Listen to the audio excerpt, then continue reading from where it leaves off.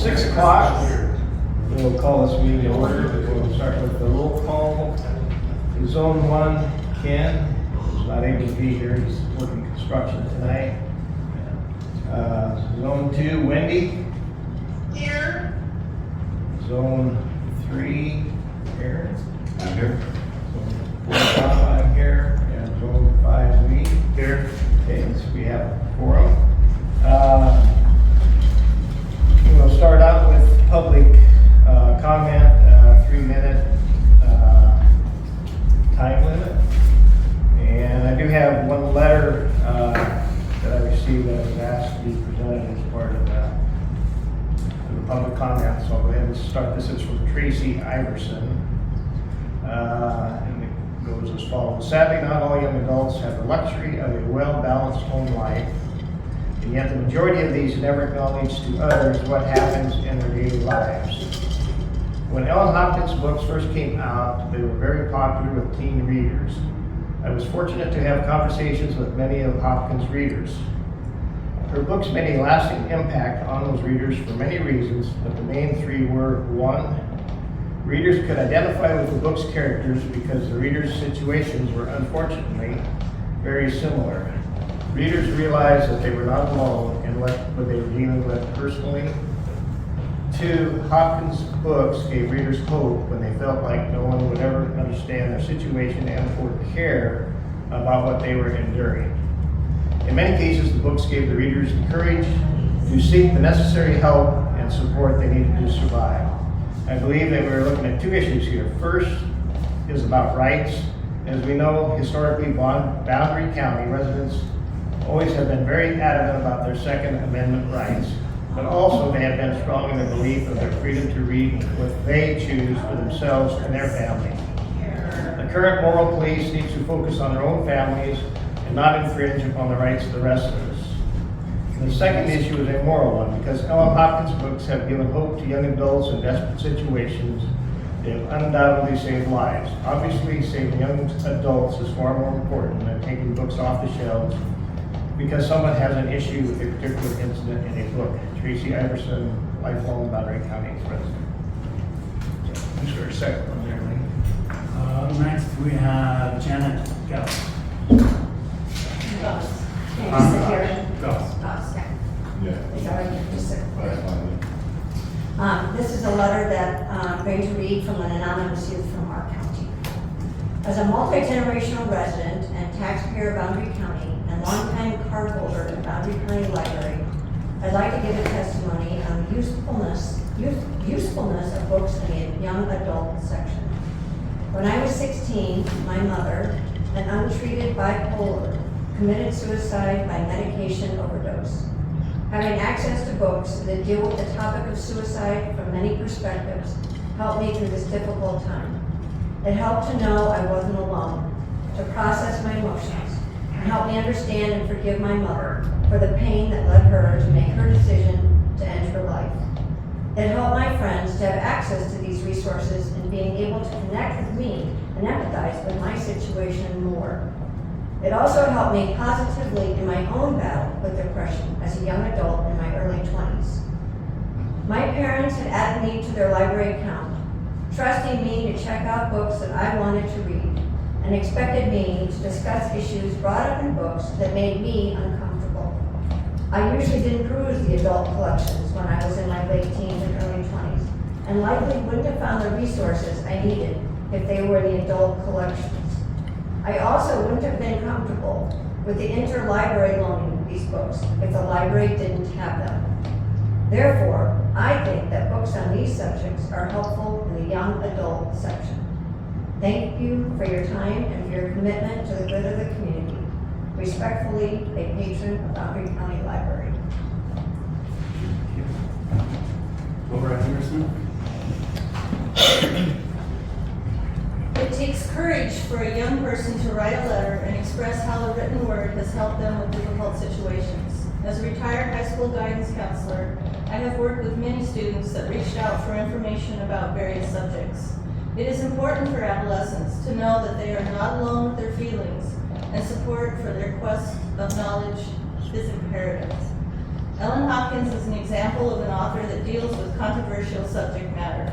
It is not an easy task for parents to be prepared to dive into various life lessons with a teen, but it is critical that the teen knows that there is someone who will listen to them and validate their feelings. We need to protect our youth, not with fear and disrespect, but with knowledge of how to cope with life's social situations. If harmful passages can be read in front of youth, who is being protected? It is a parent's duty and right to determine what reading materials are appropriate for their own youth. Not all youth mature at the same time. What is good for one may not be good for the other. That is a parental choice. This national movement of banning books is not about protecting children. It is about adult political posturing. By the last elections, our community stands strong in its desire to work together and create harmony in a tough time. Thank you. Adrienne Norris. So, I want to touch on a couple of the subjects. First off, shouldn't we know who the patron is that's reading, doing their 3-minute speech? So for future, I think we should require that. Number 2 is, They introduced us. I'm not talking to you, thank you. It's my turn. Can I reclaim my time? Yes, No, what? you need to keep speaking. No, I need to reclaim my time. Just go ahead and start. Second of all, this division of saying that I'm 4th generation, or you're not from here, or you're an extremist because you're an outsider, that's got to stop, because we're never going to ever heal as a community if we don't stop doing that. We can have We're here to different, speak about. we can have, question. yes, we can have different opinions, but the division has to stop. Okay, now back onto the book. I'd like to remind you guys that the school district removed Ellen Hopkins books in February from the high school. So that really needs to be taken into note, because according to the Idaho Library Commission for Libraries, a library is a collection of the community's interests. So they are no longer, none of the Ellen Hopkins, there was 11 of them there. And no more Ellen Hopkins are in there due to Jan Bear. I showed them to her. The next day we talked on the phone after she looked at booklooks.org, and she removed them. So at a minimum, you have 3 options or 4 options on your sheet. I'm asking you guys to consider one of them, not just the one that was marked X. Thank you. Gregory.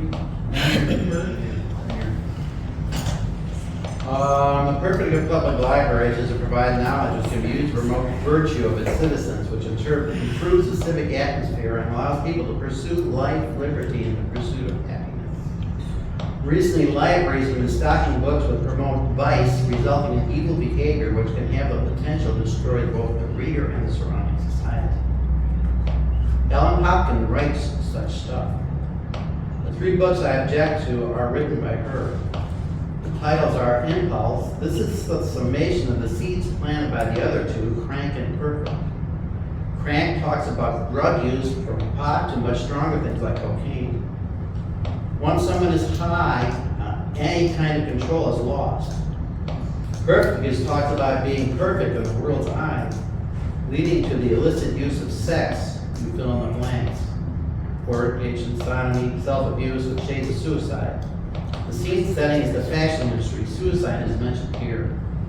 You see, Crank gets you to perfect. So as the depression sinks in, because when you're doing these behaviors, you become depressed because you know it's wrong.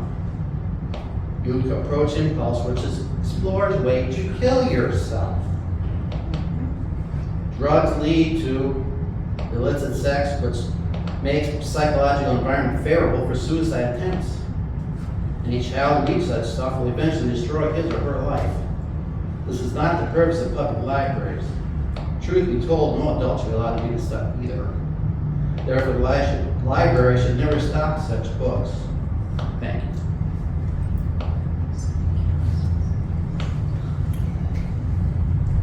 Okay, that's all I have on my list. That's it. That is it. Okay, thank you. Was going here the other day, and actually we've been reconsidering books here. Here's one from 1977, so it's something that's been going on for a while. And I'd just like to read this one statement here on our previous reconsideration material that has the Supreme Court has ruled that all material must be considered, reviewed, and listened to in its entirety, and may not be ruled obscene by selected excerpts.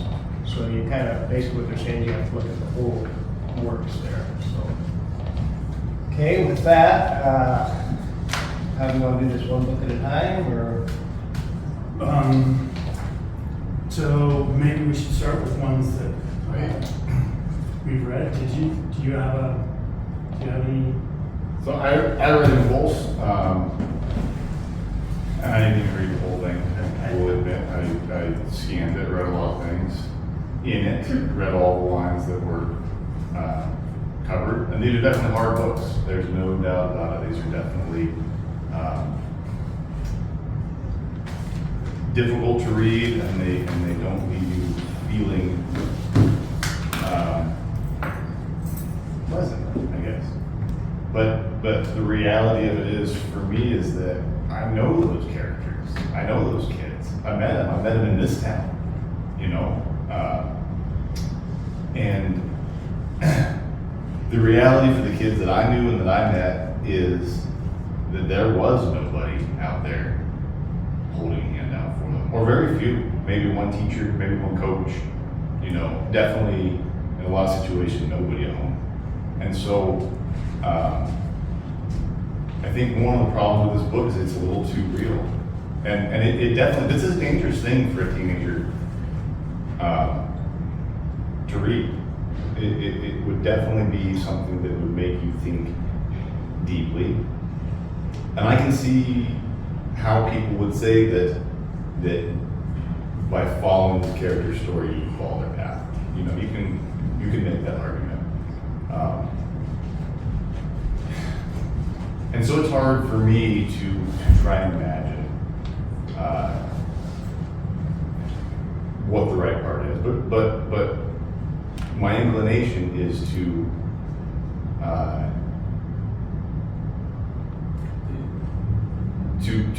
let things go as much as possible, and not to be heavy-handed about it.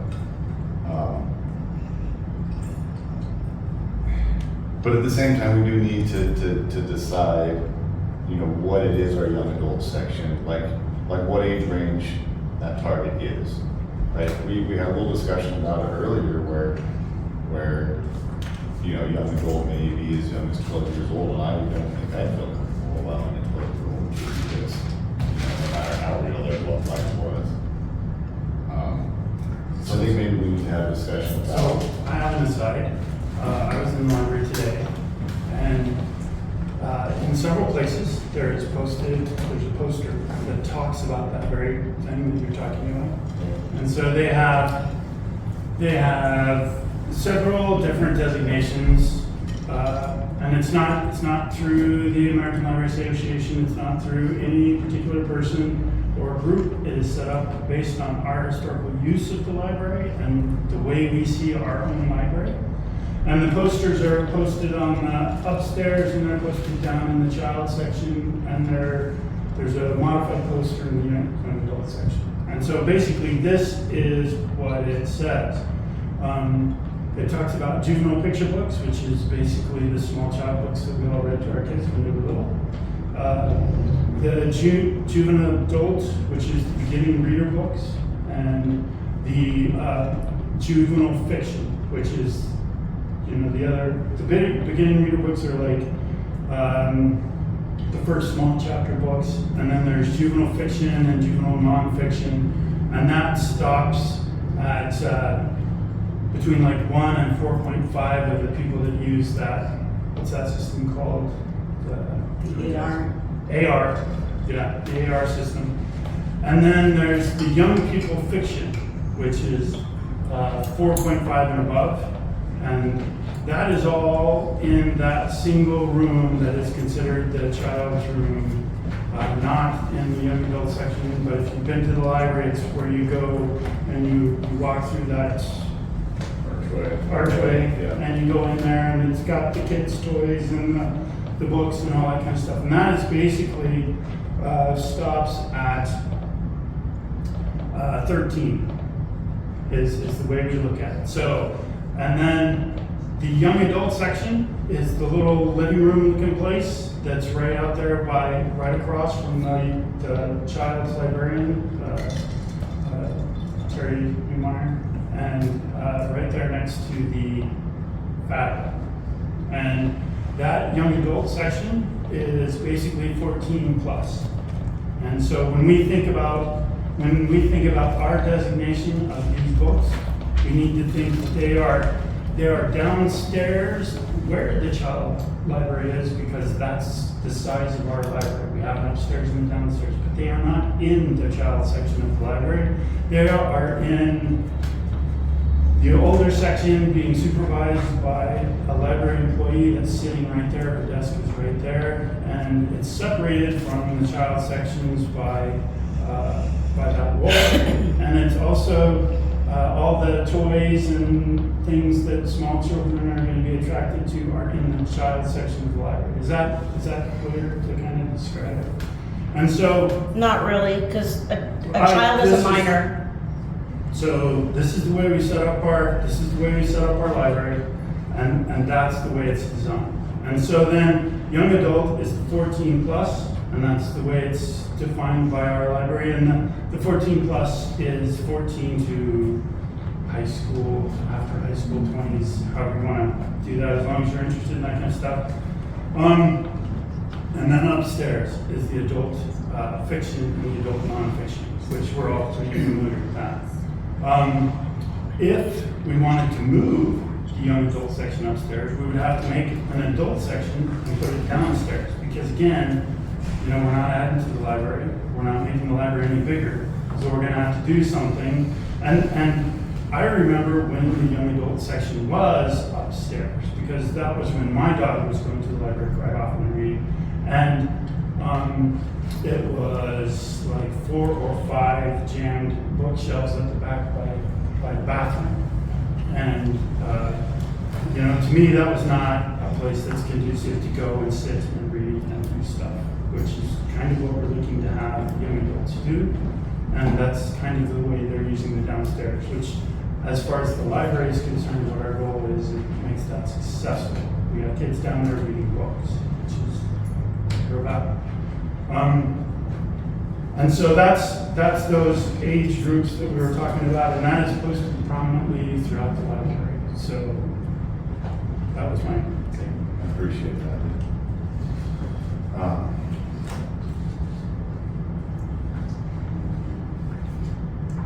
I read Impulse also, and yeah, it does start out. I mean, basically 3 teens that have attempted suicide, they need in a psychiatric hospital.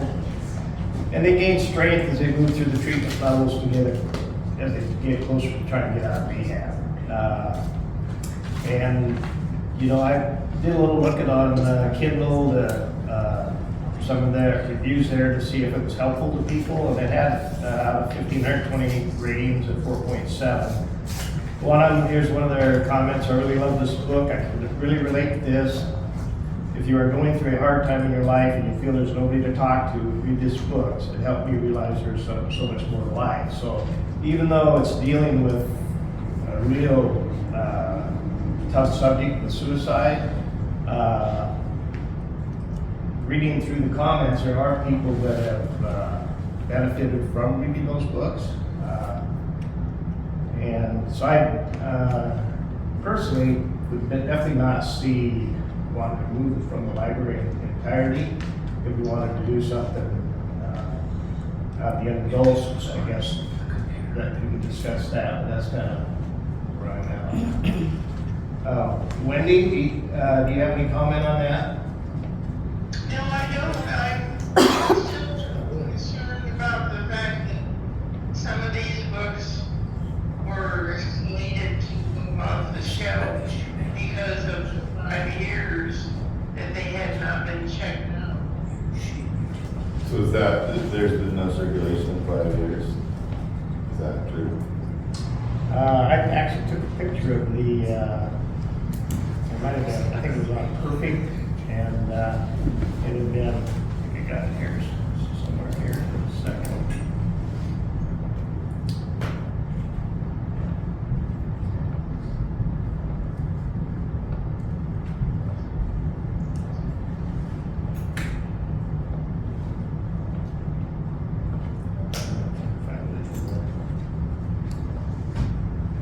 impulses, I think, It on the was front checked out tab. once this year by an adult. It was checked out once in 2022. It was not checked out at all in 2020.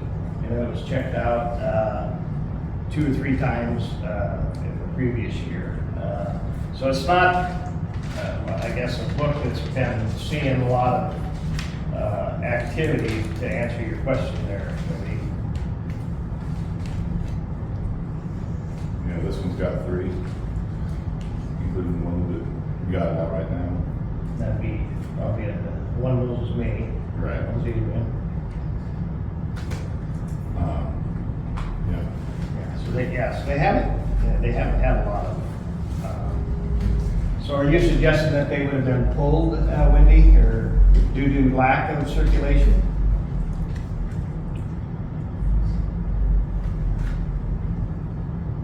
Will you speak to me? Yes. What was, you had mentioned that since they haven't been read a lot, that maybe they would have been pulled anyhow?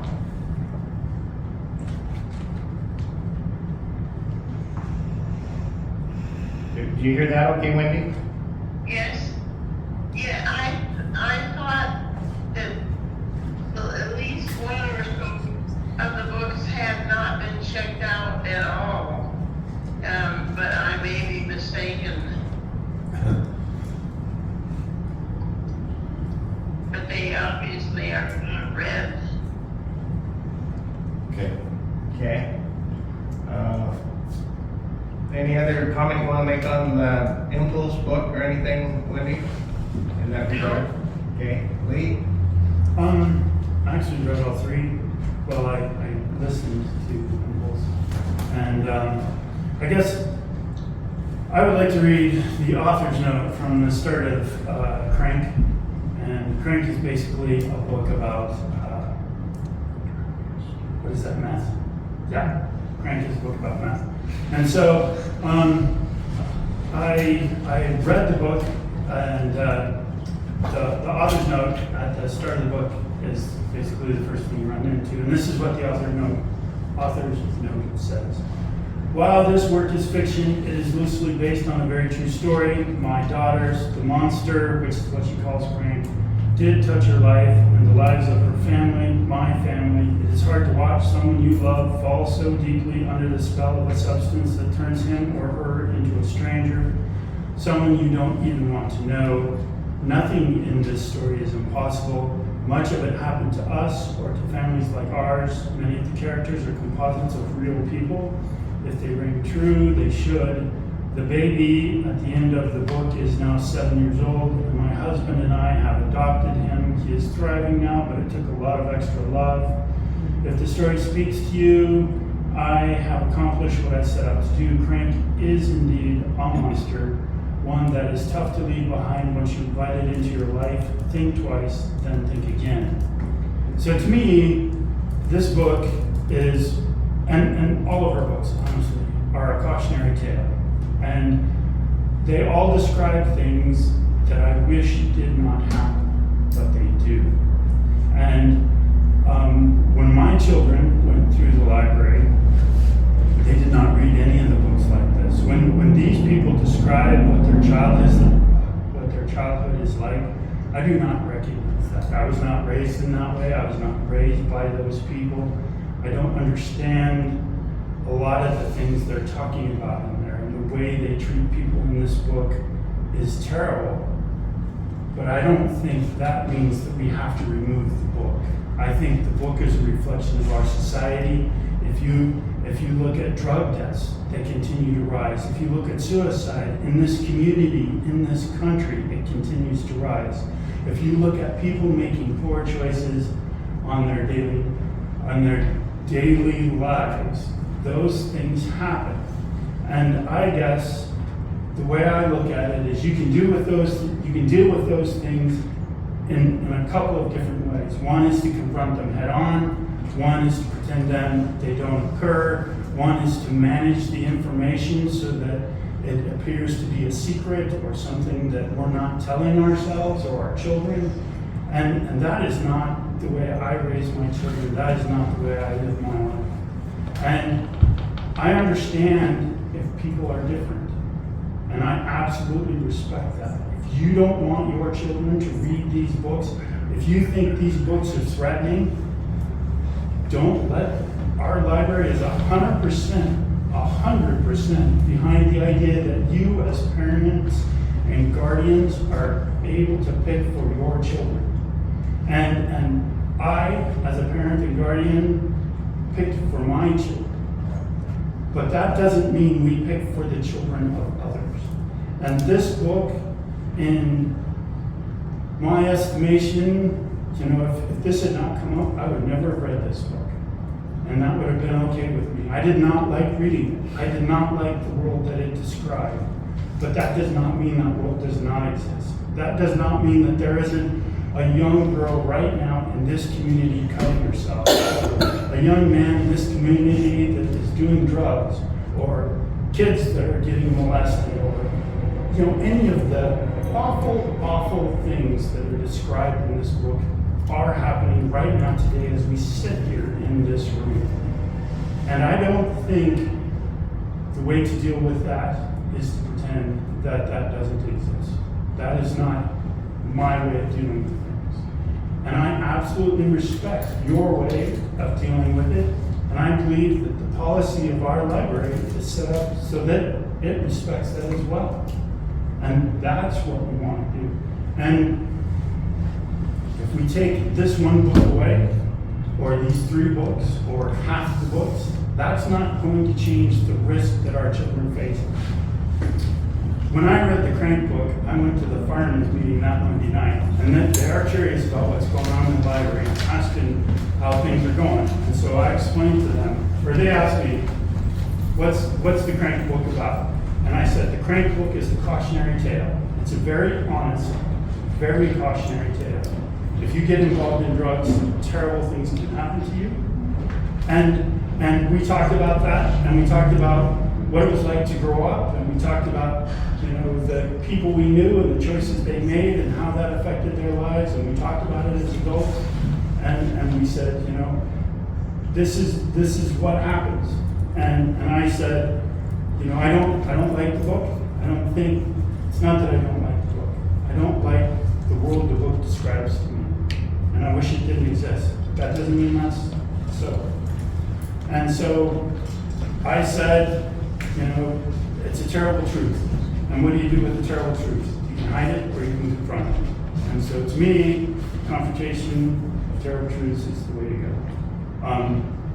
But it also led to other things at the fire hall, because all of a sudden we're talking about what's our biggest risk with drugs. And we do a lot of extrication. So then you're thinking, this is crazy drug. Fentanyl, if a person has taken fentanyl and they get in a car accident and it's rolling around the cab of their car, and we break that car open to get them out, we can be exposed to fentanyl. And so then, we're talking about, well, gosh, where do you get Narcan, which is the drug you take if you get exposed to fentanyl? So then we're talking about Narcan, and we need to go down to the county health, and to me, that is the value of these books. And I know that it's scary that they're in the young adult section. I know that it's scary that our kids are facing this in the world, but it is in the world. And we can help them to face it, we can show them it exists, or we can hide that. And I am always gonna vote for facing it. And that's mine. I saw an article the other day where every 7 seconds somebody dies from fentanyl overdose. Well, it's crazy that people are agreeing to this. And I can agree with what you're saying there as far as it tells some bad choices that some people have made, and some of it is the family life they had and the bad situations they were in, but it shows you the consequences of those choices also. And I think that's really beneficial. Well, and just 1 second, and to a certain extent, her books end on a somewhat hopeful note, I guess I would say. I wouldn't say, I having read the foreword and having read the book, I realized that because the child is still living with her grandparents, that the daughter has probably continued to make poor decisions. So as an adult, I read that and I think, well, this didn't work out so well for them. And that, to me, again, that is honest. So, Greg would like to have a comment. Greg, the guy that... Please, Greg. My question is, I understand all that, but let's say a person is raised in a good family, picks that book and starts reading, and slowly but surely they go that direction, down to suicide. See, a person that raised in a good family and they're exposed to this kind of stuff, we're forgetting about that. Well, honestly, we're not. What we're doing is we're saying, you know, you raised in a good family can read the evaluation of this book and say, this is not for my children. And your children don't. If your children show up at the book desk with this book and you have said no, they don't go home. It is an imperfect system, I will grant you, but it is as your child, supervisor or adult or guardian or whatever, you have the absolute right to say no. And that's one of the things, like, our system requires underage kids to get books through their parents, right? They don't get a card on We their don't own. have a kid's card that you can get by yourself. So it has to be funneled through an adult. And the hope is that if you're raised in a good family, you have the safety net, right? Like, we're talking about a worst case scenario here. If this book is gonna save someone's life, that person is in worst case scenario and everything else in their life has already failed them. For me, and so I'll backpedal on this, you know, there's two red flags for me about it. One, nobody's checking it out, right? so you know, we can talk about how important it is all we want, but the fact is that boots on the ground, it's not being checked out, so it's not helping anybody, right? It's pretty clear that the issues raised in these books need to be addressed and they need to have solutions. And so I think for us, you know, one of the more important ideas is maybe not deciding, and this is why we're doing these meetings, right? So that we can see case by case, like, is this the best way for people to learn about how to deal with drugs and sex and suicide and parents that hate them? And you know, maybe it's not, maybe we'll leave that, but I think we're being dishonest if we say that anything that talks about drugs is automatically going to get knocked off the list, and anything that talks about sex is going to get knocked off the list, because, you know, books are how we can confront these kind of problems without actually, like, going down to the corner and talking to a drug dealer and saying, hey, how was your life? You know, you can find out how that drug dealer's life was without actually having to talk to the drug dealer. You know, you can find out how a young man who survived by turning tricks to older men, you know, how that went for him. And you know, that one kind of struck me because I met a young man who lived that when I hauled a coffee bag around the country for a while. I met a lot of very strange people. And I met a young man who'd been surviving that way. And he was completely unlike me, and that was eye-opening for me, because I'd never really met somebody who had literally had to survive at all costs. And that was unnerving for me, for sure, that experience to me. So these things need to be addressed, and need to be tackled. I'm not convinced that these books are the best way to do it, but if we roll these books off, I think we need to identify other books that could go into the young adult section that could tackle some of the same subjects in a way that is maybe less abrasive. You know, that's the only. That's the only thing that I can say is that these books are purposefully abrasive, and maybe we don't need to go, that hard when we choose to replace them, right? I mean, that can be, but I'm not going to make a stand to say that we need to remove these books or even that we need to move them. I can't say that, but I can't say that maybe we need to look at replacing these with something else that happens, and something that's a newer story, something that's more in demand, because these are old books, it's old news. Well, and the names of the drugs have changed, and some of the choices are the same, and some are different. And I guess I would support keeping them until we replace them with something along the same lines. Because I found them challenging and hard to read and angsty, and the characters were well developed and seemed very honest to me, but It was well written. That's the one. I mean, that's the defense that you can make for these books. These are well written. It's ADD in the form, but that's sort of like that's the point that you're getting across through the book. These people their minds are cracked. They're in a mental hospital. Their minds are cracked, and so I thought it was clever the way that they did these little. If any of you haven't read it, these little like columnar poetry style. It's a clever style, but certainly abrasive. I know I didn't get to sign Well, up, but to recognize. Sorry, thank you, go ahead. thank you, Bob. I didn't sign up and I didn't hear the beginning part of it, but I did want to say that I work with teenage girls, monthly, multiple girls that are in these different programs. I get to sit with them and work with them. And all of the girls that are committing suicide, they all learned it. They didn't learn it from their parents.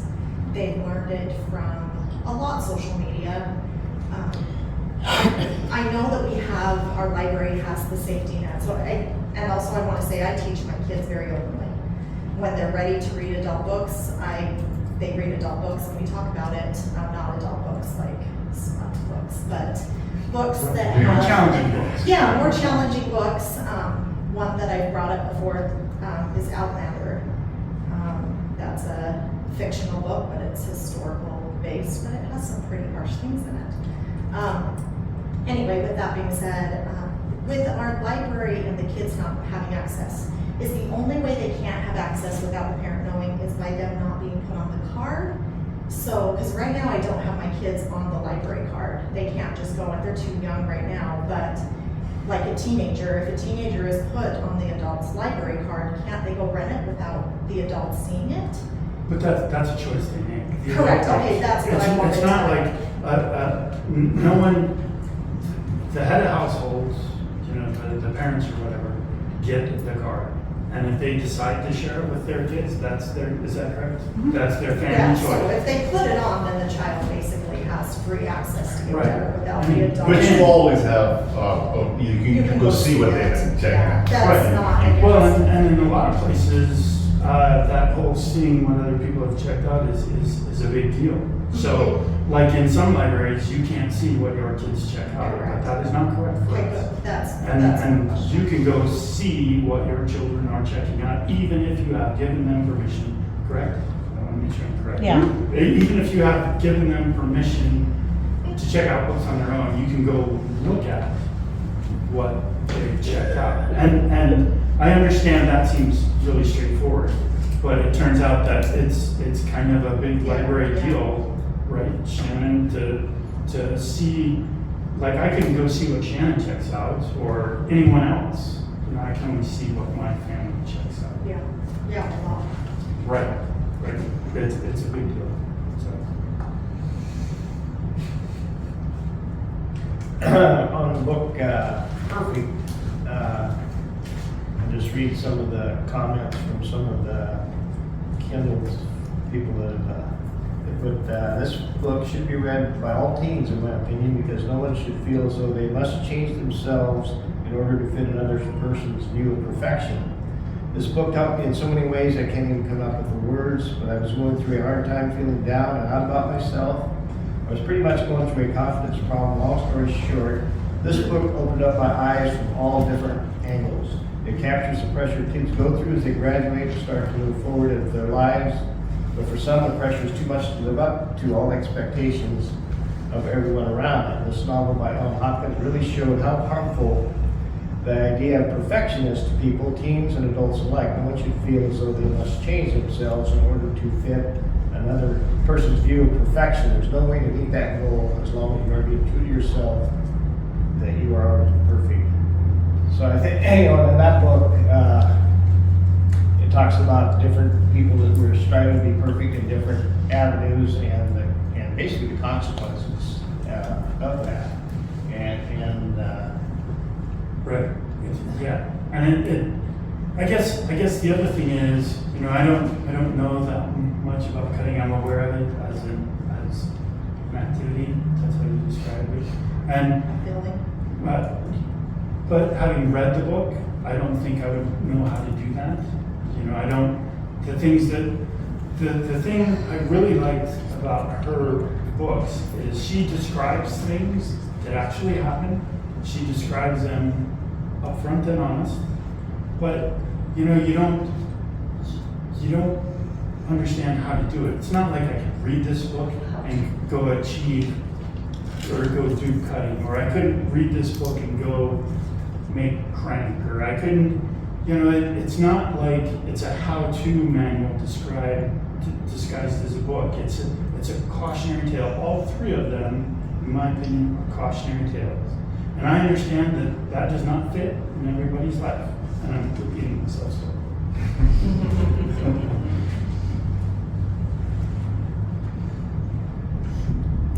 So,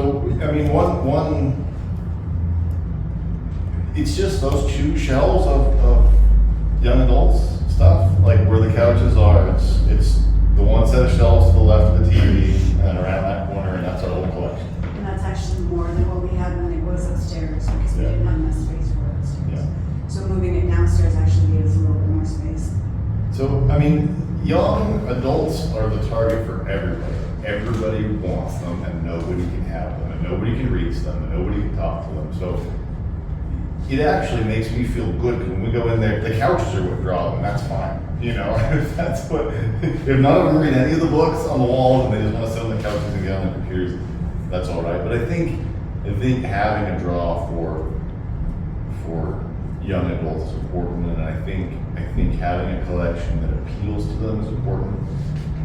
When I was a young adult, I was reading the Hardy Boys novels. I don't think that has the draw these days that it did when I was a kid. So certainly tastes change, people change, society changes, and we need to be able to balance, what will convince these kids to put down their devices and pick up a book with the kind of subjects that will draw them, and making sure that it's not something that's going to be destructive, I think. Wendy, do you have any comment? Well, my comment is, I find it very interesting that such a big to-do is made on a couple of books. When every teenagers has a phone and access to a computer, and even a little thing that might interest them is available on those devices, which generations before did not have. Well, So, thankfully, Wendy, we're not in charge of their phones, just the library. That's their. Counseling center. Not to cut you off, but yes, that point is well taken for sure. and I just find it very interesting that much to do is made over a few books. That's all. All right, thanks, Wendy. Thank you.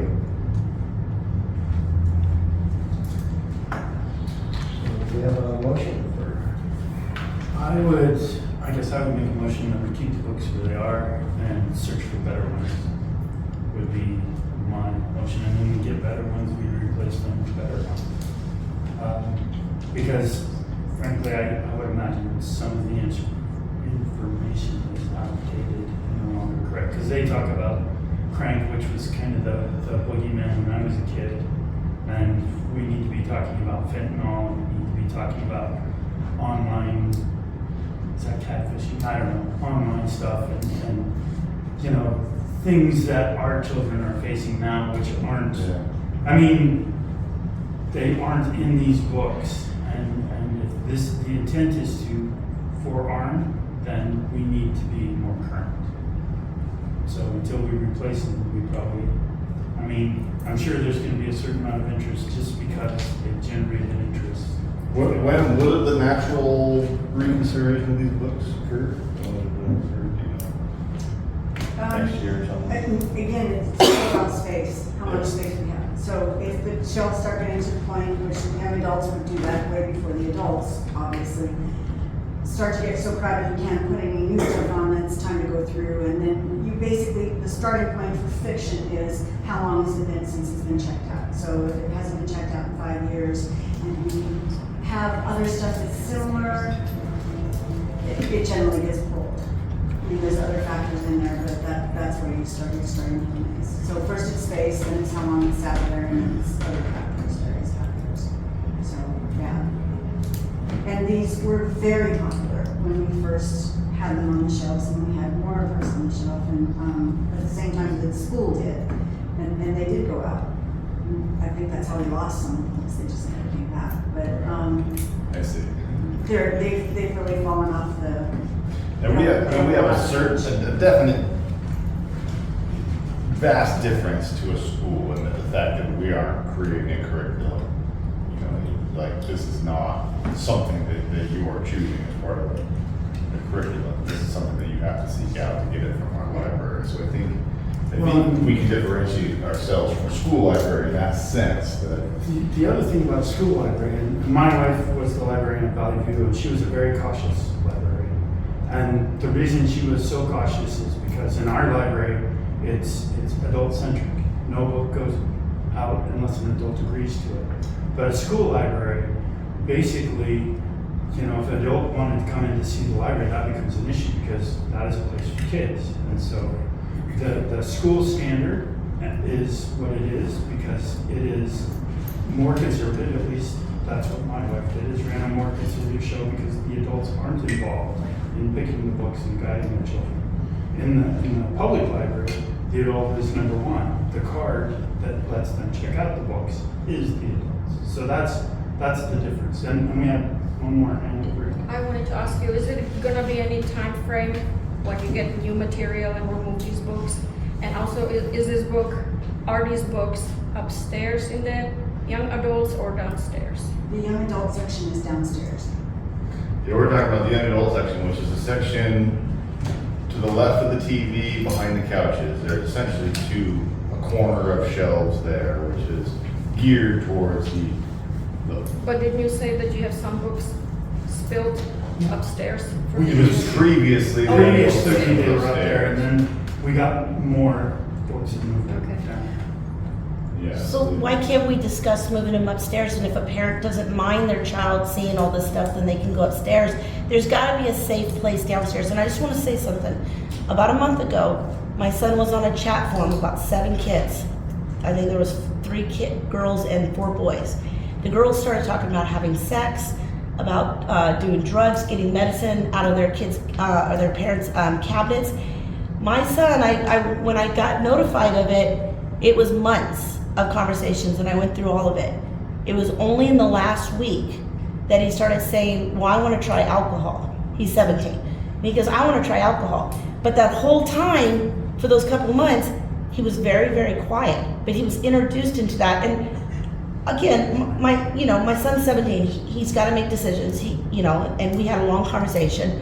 But these books, if parents don't mind them being introduced to them, then why can't they be upstairs where parents that don't mind let their kids run the whole place? There's got to be a safe place for people that want to be safe. I think that's where we're going. Okay, but I just want to say one last thing and then I'll be done. Good. the problem with this book, you don't know until you open it. And that's why I'm asking, if anything, put it upstairs. Then the kids can still get access to them. There's no argument. And like, there's gotta be a balance for both sides that don't want their kids reading this stuff. There are a lot of parents in this community that don't let their kids, even at 18 or 17 years old, watch past PG-13. There's gotta be a safe place for both sides to feel comfortable. And I know right now, there are still people that won't go to the library until these are moved upstairs. Where's the balance? Where is the negotiation? That's what I'm asking here. There's gotta be love for both sides. It can't just be one side, this is what it's gonna be, get over it, and if you don't feel safe, then it's not my problem. You can't open that book and thumb through it and see what's in the book. You have to read it.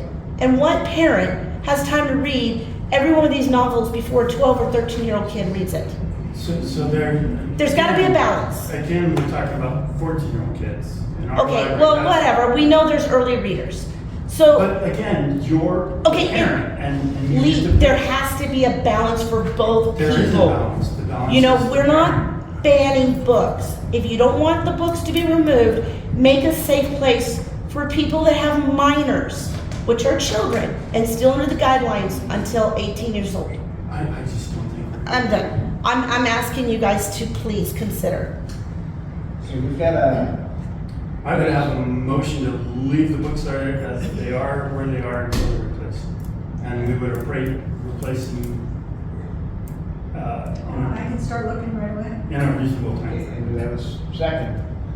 Yeah, as long as we directed Lynn to start looking for something that would be a suitable replacement, then I would second that. Is there any further discussion on that? Okay, all in favor of keeping the books in the library and still in the young adult section? Say aye. All opposed? Wendy, are you in favor? Or We didn't, we have a motion to leave the books in the young adult section with the direction to search for replacements. Lee made the motion, I've seconded it. How do you vote? I will vote yes. Okay. Okay, so unanimous then? Okay. And I think that's the only item we have, right? yes, Okay, so we'll entertain a motion for adjournment. motion for adjournment. Second. Okay, motion been made and seconded. All in favor of adjournment, say aye. Aye. We're adjourned. We're adjourned. Thank you. Thank you, everyone. Thank you.